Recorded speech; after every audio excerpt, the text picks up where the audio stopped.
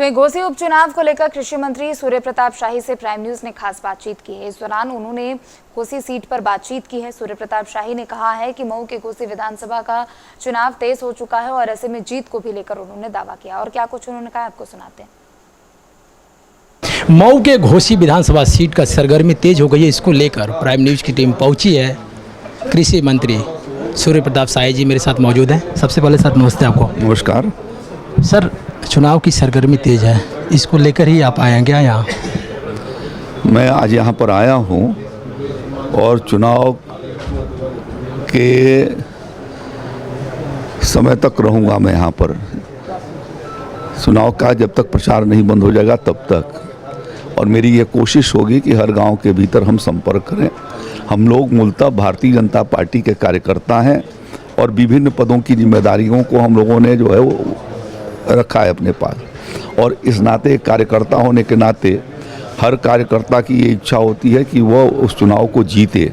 ये हमारे लिए युद्ध के समान चुनाव होता है और इसलिए भारतीय जनता पार्टी बूथ स्तर से लेकर के और ऊपर तक जब तक परिणाम चलाना है तब तक वह निरंतर उस काम को लगी रहती है। और इसलिए मैं यहाँ पर आया कि जो हमारा उत्तरदायित्व एक कार्यकर्ता के नाते है उसको हम पूरा करें।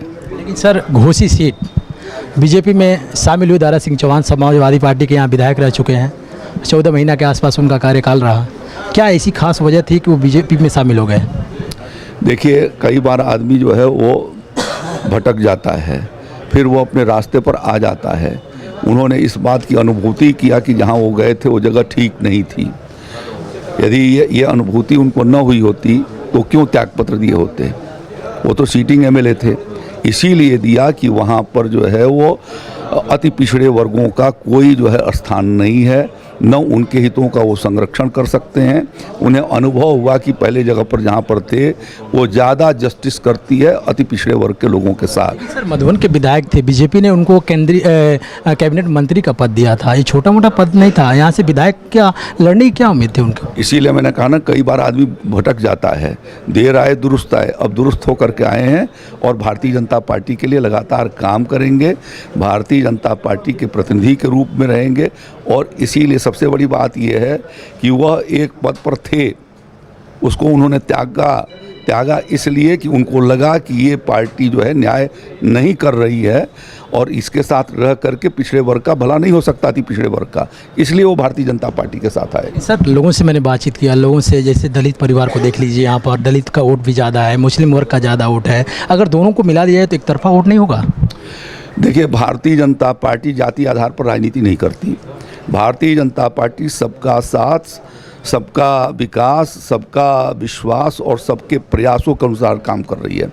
और इसीलिए जिस भारतीय जनता पार्टी को 14% वोट आए थे 2009 के चुनाव में, आज वो जो है वो 42%, 44%, 45% वोटों को ले रही है।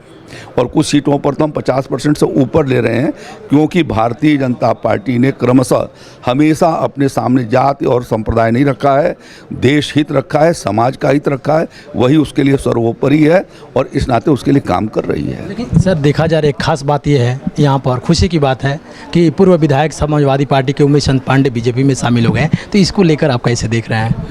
बहुत सारे लोग जब वो समझ जाते हैं कि हमारे लिए रास्ता जो चुना था वो गलत है, वो उसको छोड़ते हैं और अच्छे रास्ते की ओर आते हैं। भारतीय जब उनको समझ आ जाए तभी से अच्छा, तो इस नाते अब वो आए, उनका स्वागत है। और भारतीय जनता पार्टी सबके लिए खोले हुए है। वो तो कहती है कि सबका साथ, हमने तो किसी को छोड़ा ही नहीं है। सबके साथ में मैंने पूरा समाज, जितने लोग इस क्षेत्र के भीतर रहते हैं, सब भारतीय जनता पार्टी में आना चाहिए। लोगों का कहना यह है कि ये दल बदलू नेता है, ये दल बदलू लाने का हम प्रयास करते हैं। लोगों का कहना है कि दल बदलू नेता है, कभी समाजवादी पार्टी में जा रहे हैं, कभी बीजेपी में शामिल हो रहे हैं, इनको मंत्री का पद चाहिए, ऐसी लोगों का कहना है। इस पर क्या कहना है आपका? मैं समझता हूँ कि मीडिया इस पर ज़्यादा जोर दे रही है, आम आदमी के बीच में ये बात नहीं है। आपको उम्मीद है कि यहाँ पर बीजेपी जीत तय करेगी? बीजेपी ने अभी थोड़े दिन पहले आजमगढ़ का बाई इलेक्शन हुआ था, उसको जीता था और कमल खिलाया था। उसी के साथ साथ रामपुर सीट को भी जीता, जहाँ पर उसने कमल खिलाया। अभी बीजेपी की एनडीए की पार्टनर जो है वो अपना दल और मिर्ज़ापुर के ये बाई इलेक्शन के भीतर वहाँ पर हमारा कमल अपना दल का भारतीय जनता पार्टी का कमल खिला है। उनका भी प्रत्याशी बीजेपी के ही सिंबल से लड़ रहा था। तो इस प्रकार से और भी रामपुर के सीट पर भी खिलाया, विधानसभा की सीट पर खिलाया। भारतीय जनता पार्टी ने एक बाई इलेक्शन के भीतर उसको भी जीता, तो इस एमएलए के सीट पर। तो ये तो भारतीय जनता पार्टी आज सर्व समाज की पार्टी बन गई है और उसके साथ दलित भी हैं, पिछड़े भी हैं, अति पिछड़े भी हैं, सामान्य भी हैं और सबको लेकर के चल रही है। और उनकी उसकी सरकार सबके लिए उन योजनाओं को के भीतर लाभान्वित कर रही है और किसी के लिए दरवाज़ा बंद नहीं किया है। या कोई भी योजना जाति आधार पर हम नहीं चलाते। समाज के भीतर हमारा मापदंड ये है कि जो गरीब आदमी है, जो किसान है, ग्रामीण क्षेत्र है, वही हमारा आधार है और उसके ऊपर हम काम कर रहे हैं और इसीलिए हमारा जनाधार लगातार बढ़ता जा रहा है। कितने वोटों से सर आप जीत रहे हैं यहाँ? देखिए, हम बम्पर वोटों से जीतेंगे और आज अभी इस अनुमान को तो नहीं कहा जा सकता, अभी बहुत लंबा समय है, आज से 10-12 दिन का है करीब चुनाव। तो अभी इंतज़ार करिए और आप माहौल देखिए किस तरीके से भारतीय जनता पार्टी के पक्ष में बन रहा है। और रोज़ प्रतिदिन भारतीय जनता पार्टी के 5-7 हज़ार वोट बढ़ रहे हैं। तो ये थे मेरे साथ कृषि मंत्री जो हैं सूर्य प्रताप शाही जी, जिन्होंने साफ तौर पे बताया है कि बीजेपी जो है यहाँ से कमल खिलाएगी, अन्य जगहों से भी खिलाई है। लेकिन सबसे बड़ी खुशी की बात है बीजेपी में शामिल हुए हैं मधुबन के पूर्व विधायक, समाजवादी पार्टी के पूर्व विधायक जो थे उमेश चंद पांडे। और इस तरह से आंकड़े अगर देखा जाए तो घोसी सीट पर कहीं ना कहीं समीकरण बिल्कुल बदलता नजर आ रहा है। लेकिन ये 5 तारीख को तय होगा कि आखिर घोसी पर विजय कौन प्राप्त करेगा। कैमरा पर्सन मनीष के साथ अजय गुप्ता, प्राइम न्यूज़ मऊ।